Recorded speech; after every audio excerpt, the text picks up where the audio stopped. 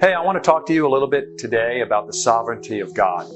It kind of goes to the question of why do bad things happen to good people? As Christians, we sometimes have bad things happen to us.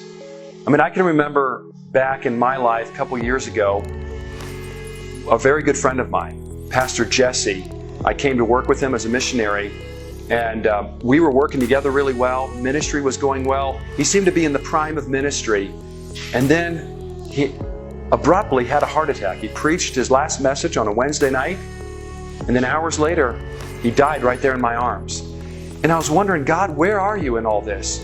What's your plan? How could you allow this to happen?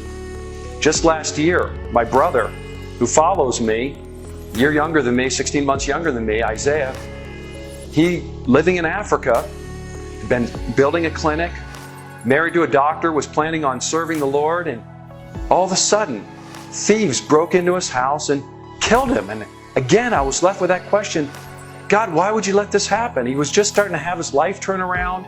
He was really on fire for the Lord. Why do these things happen? I know in your life you've got the same kind of things that come up. We wonder, why this tragedy? Why this bad thing's happening?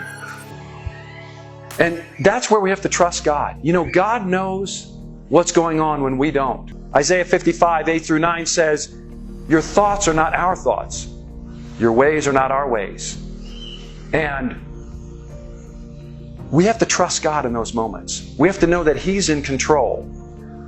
Let me give you another illustration. I remember when I was younger, I had little children, one of my kids, my daughter, we took her to the doctor to get her vaccinations. And she was supposed to get 4 shots that time.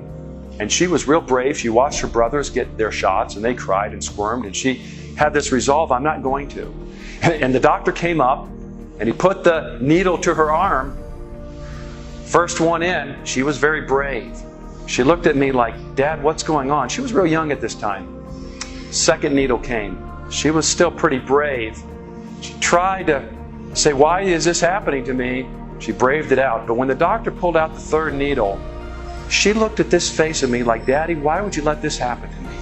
I saw a tear start coming in her eye, and she was like, I don't understand the pain. Why are you allowing this? And sure enough, the doctor gave her the shot, and I said, baby, it's for your good. She couldn't understand. Now when he came to the 4th one, that's when the tears broke out. And then she didn't want to keep sitting there, and rightly so. But again, it was for her good. I had to tell her, honey, you got to endure this. And we had to hold her, and the doctor gave her that shot. Now those vaccinations are life-saving vaccinations, needed especially in the environment we live in. You see, I had a perspective and knew what she needed when she didn't. I knew that that pain had some redemptive purpose to it. Well, so too with God. He sees the big picture of our lives. He knows why something is allowed to happen. That's why we have to trust His sovereignty. We have to trust Him. You might be in a hard situation right now. Something might be happening. You're wondering, why, God? Well, God's not obligated to answer our whys. But we are told to trust Him. And that's what I hope you'll do.